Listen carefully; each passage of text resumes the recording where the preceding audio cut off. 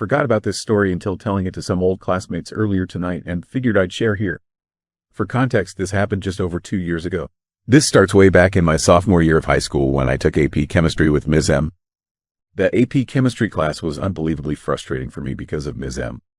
I'm not the smartest person, but I'm a damn hard worker, and because of that I know I'm a tactile learner and taking notes is important for me. But Ms. M didn't like people taking notes while she talked. We had to copy down what she wrote on the board in 10 minutes before she would cover it, and the rest of the class was her talking with us just listening. So I struggled big time and felt like I was playing catch-up all year. For some important context, I went to a pretty competitive high school. A large chunk of the students were the kids of doctors, lawyers, engineers, and pressure was ramped up on all of us because the parents competed with each other through the kids, thankfully not mine. For context, my graduating HS class was 756. I'm competitive, so that's seared into my brain. I graduated just inside the top 5% at the 34th spot in a class that had 18 valedictorians. My trip up were 2 B+s, one in each semester of AP Chemistry as a sophomore. 2 of my closest friends were in that class with me. One finished as a valedictorian and the other somewhere in the high 20s because he got 1 B+ at some point. Again, I know I'm not as smart as most of them, but I know I worked harder. No matter how much effort I poured in, I just couldn't get that my mom felt bad for me and arranged an after-school meeting with me, her, and Ms. M so we could figure out where my shortcomings are. Ms. M really didn't give much feedback and kept talking in circles. After enough probing to understand the vague things, she said the words that seared into my brain. You aren't smart.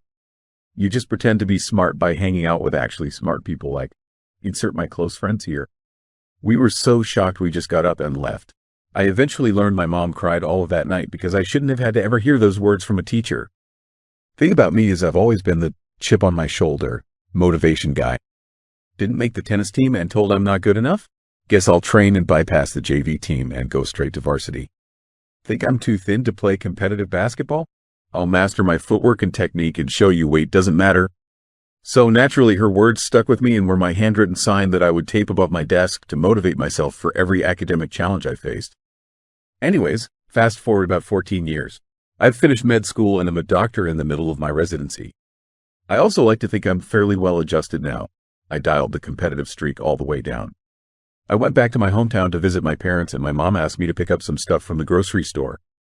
As fate would have it, Ms. M was there and she recognized me. Not hard. I look mostly the same, just a little bit taller and less baby fat on the face. It's a tight community in that area, so when she struck up conversation, I was cordial. She asked what I was up to and I gave her the career update. She got excited and began talking about how her daughter has been trying to get into med school but was rejected the past 2 application cycles. She proceeded to ask me if I know anyone from my old school and can help the daughter get an interview. I was stunned again. I couldn't believe the audacity to ask me for help. It already took so much out of me to not be rude when I saw her.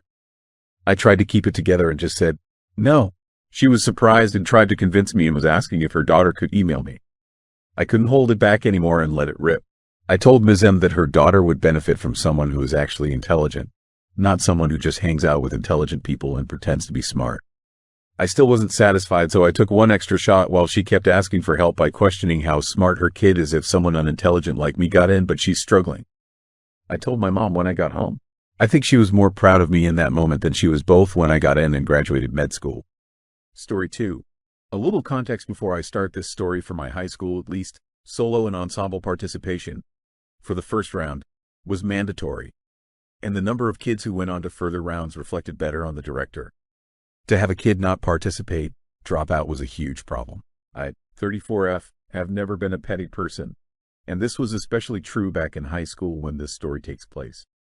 Back then I, 16F, was truly quite the doormat, but my one source of true pride, nay, vanity, was my singing voice. I was in the top choir in my school and consistently performed well in UIL and solo and ensemble competitions. This was Texas, so I was constantly competing with the best high school singers in the state. And I consistently did very well. I never placed below 5th chair, usually placing in 2nd or 3rd. And then, my sophomore year of high school, I developed laryngitis the week of solo and ensemble. I was devastated. But I knew there was no way I could sing and possibly receive a good score. And that was my bigger issue. I was not going to fuck with my near-perfect solo and ensemble record, so I went to my choir director, who we'll call Mr. Fish. 50 meters. Now Mr. Fish had been teaching at my high school for some years already and had been doing very well. We'd won competitions, gone on national tours, the whole 9 yards. Great track record. I'd sat out of practices, class earlier in the week, as well as evening rehearsals. Both I and my mother had sent him emails with doctor's notes about my condition. So I felt no guilt going up to him and telling him as everyone is loading up the bus to head to the competition, that I needed to back out because I was incapable of participating due to my illness. I'd intended to try, but after checking my voice the morning of the competition, it just wasn't going to work. And this man, this motherfucker, looked 16-year-old, nearly voiceless me dead in the eye and said, "Just suck on a lozenge. This is required." So I got on the bus and participated in the solo and ensemble competition like Mr. Fish made me. And just like I knew was going to happen, when it came my turn to sing, I opened my mouth and nothing came out. I got a 16 out of 100 as a final score. Mr. Fish refused to look at me when he handed me my scorecard, but I was pissed. I was humiliated. I wanted revenge. So junior year comes around. I'm now 17F, and I've worked my ass off for this year's solo and ensemble. My voice has never sounded so good. I'm top of the choir. The soprano who usually beats me out for solos gets left in the dust. Life is great. Solo and ensemble comes. Participation is required, as usual. I make no indication that my humiliation from last year is still on my mind.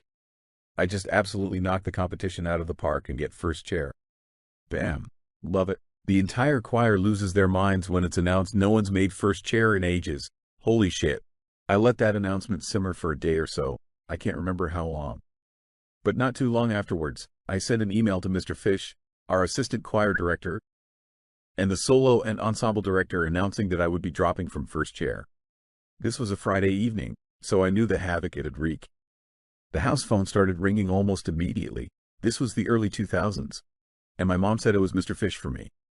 I answered, and we started off with vague pleasantries before he nearly demanded to know why I was dropping out. God, I can quote the rest of that phone call by heart. "Ah, yes, I thought you'd be curious. Do you remember last year's solo and ensemble when I told you I was sick and shouldn't participate, but you made me do it anyway and I humiliated myself?" "Yes, that's why. Good night, Mr. Fish." Click. Mr. Fish announced his retirement not even 3 weeks later, though he finished out the rest of the school year. I made first chair again senior year.